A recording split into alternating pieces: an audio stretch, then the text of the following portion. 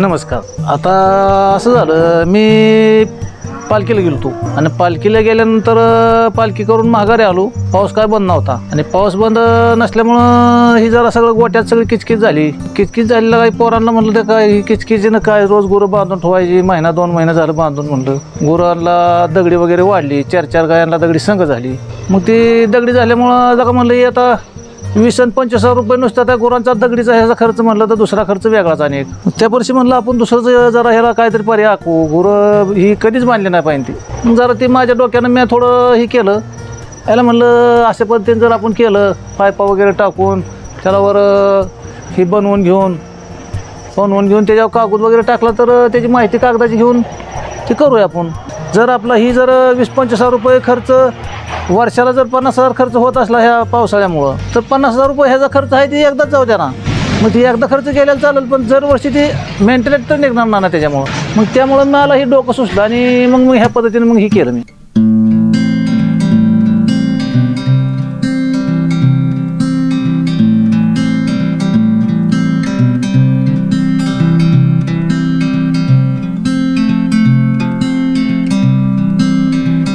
नाही माझीच बुद्धी चालली. याला असं केलं तर आपल्याला हे असे कैची बनवून असं केलं तर चालेल का. मग ह्याच्यावर हे आपलं कागदाचा तर काय बोजा नाही, त्याला कायच होऊ शकत नाही. आणि पोटागानी त्याला रशी असल्यामुळं कागद घालणार नाही. त्यामुळं ते माझ्या डोक्यानं मी द्राक्षीचं ते कागद बघून आलतो. त्यामुळं ती त्या पद्धतीनं माझं डोकं चाललं. ती मी त्या पद्धतीने म्हणलं याला करून तरी बघावं.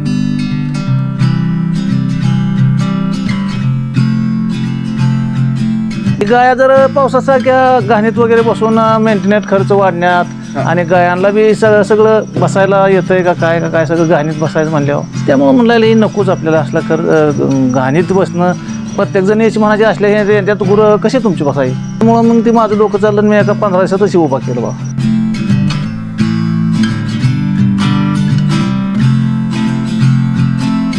परत पाईप आणून हे अशा पद्धतीनं ते मिस्त्रीला सांगितलं बाबा हे अशा पायपा करून असं वर त्याला कार्यालयासारखं हे जरा देऊन 2-2.5 फुटाचा भाग देऊन ते वरनं म्हणजे ढाळ चालेल ना कागदाला. आणि असं पै कागद टाकलं तर कागद पाऊस त्याच्यावर साठेल. त्यामुळे असे कैचे करून मग त्या पद्धतीनं मिस्त्री मला चालतंय तशा पद्धतीनं करू आपण. मग ती अशा पद्धतीने केलं आम्ही. ही खांब असल्यामुळं मग आईला आपल्याला उंची किती घ्यावं लागेल बाबा. ही उंची थोडी जास्तच घेतली तर चालेल, कारण खुजी जर उंची घेतली तर त्या पत्र्यावर पाणी पडणार नाही. पाणी मग गोट्यात खाली पडत. त्या पद्धतीनं मग आणि आपल्याला ही जर खत उचलायचं म्हणलं तर आपल्याला ते ट्रॅक्टर बसला पाहिजे. ट्रॅक्टर आत घालायचं म्हणलं काय करायचं म्हणलं तर ही उंची त्याच्या बापातच पाहिजे. जर खाली उंची घेतली असती समजा ही तर मग ट्रॅक्टर बसला नसता. त्यामुळं ही पद्धत आधी बजेट काढलं उंचीचं. मग त्या पद्धतीनं उंची अशी घेतली. मग त्या पत्र्याला बाबा ते आपण अशी त्या पत्र्याच्या पाईपेत ते खुपसून असं वर करून त्याला हे केलं तर चालेल का. त्या पद्धतीने ते आधी एक करून आम्ही बघितले ट्रायल करून आणि त्या पद्धतीने मग ते केलं आम्ही.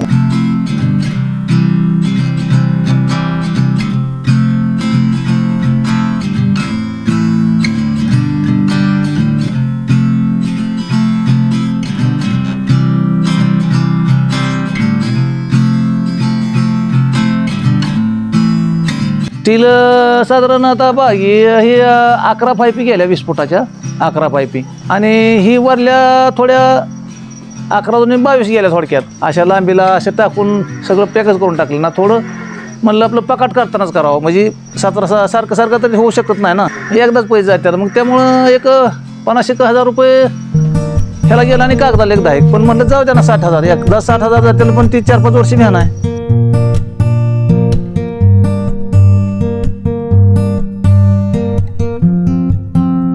ही आता आमचं असं 90 बाय असं 22 फूट आहे. पाईपी 20 फूट पण आकार 22 फूट केला आम्ही. आता पाऊस किती येऊ द्या काय होऊ द्या, गोट्यात पाऊस येणे भानगड नाही. पाणी बाहेर इथं बरोबर तिकडं बाहेर पडतंय. तिकडचं पाणी पत्र्यावर पडतंय आणि पत्र्यावरलं पाणी पन्हाळ करून आपलं बाहेर काढून दिलंय. काय आत पाण्याचा टिपका येणे भानगडच नाही. त्या पद्धतीने बघा हे आम्ही असं केलं. काय ना पाऊस आला तरी अजिबात पाण्याचा टिपका देखील हात आला नाही. हाय असं पावसाळा येऊ काय येऊ आम्हाला काय अजिबात ते पाऊस आला असं म्हणजे ते डोक्यातच नाही. बाबा बिगर पावसाचं कसं असतं त्या पद्धतीने आमचं सुखरूप राहिलं. पाऊस आला तरी मोकळ्या काय त्याचा विषय झाला नाही. बाबा पाऊस आला तरी हे काय टिपकाच येत नाही ना. ह्या पद्धतीने आम्ही बाग केलं.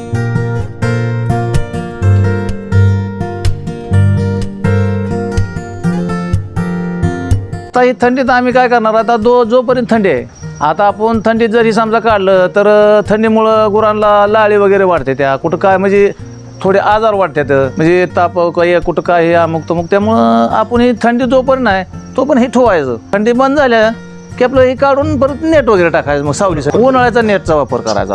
मग त्यामुळे ह्या पद्धतीनं आपलं आम्ही नियोजन केलं बघा. हे आपण 15 दिवसातच उभा केलं.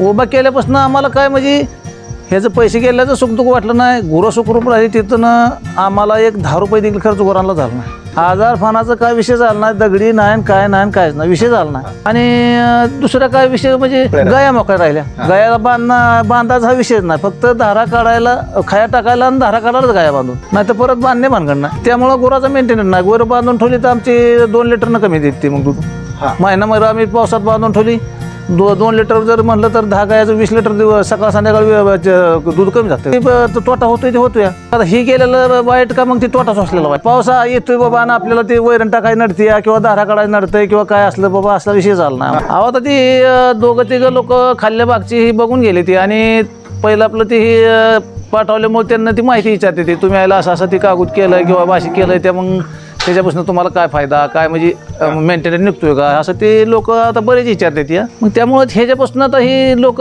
बरेच करू शकणार आहेत. आपल्या इथलं सलामत डॉक्टर बी म्हणता येईल ही पद्धत केली तर एकदम उत्तमच आहे. बाबा उन्हाळा वाढला, ऊन वाढलं, गारठा संपला का ह्याचा विषय संपलाच ना. आता ही गारठा आहे तो पण हे ठेवायचंच. दैवार वगैरे सकाळचं पडलं गायांना ती थोडं बाहेर बसलेल्या गायांना ते अनिमने होऊ शकतो. परत आणि परत ही आपली लाळीचं प्रमाण वाढतं. मग त्यामुळं ही काढायचंच नाही.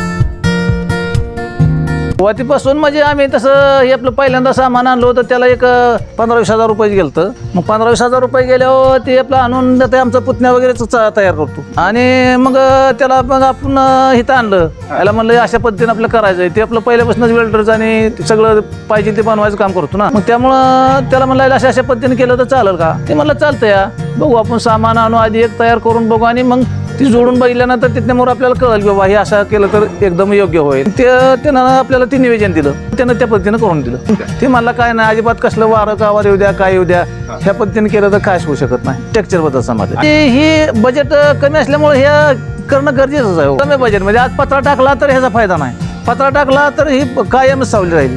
मग ह्याचं मुतारी वगैरे पडली शेणात काय झालं ती वाळणार नाही काय नाही. ह्याचं तसं काय नाही ना, ह्याच्यात ऊन पडू शकते. ह्या कागदामुळे काय नाही आत ऊन येते. म्हणजे मुतारी शेणवलं राहायचं हे आवश्यकताच नाही ना. हे आपलं हाय असं बाहेर कशी गुरं फिरते तर त्या पद्धतीने राहते ना. त्यामुळे ही कागदाचा फायदा होतो. ही इकडे वळावा. तमाम शेतकरी बांधवांच्या वतीने आपले आभार व्यक्त करतो. धन्यवाद. धन्यवाद.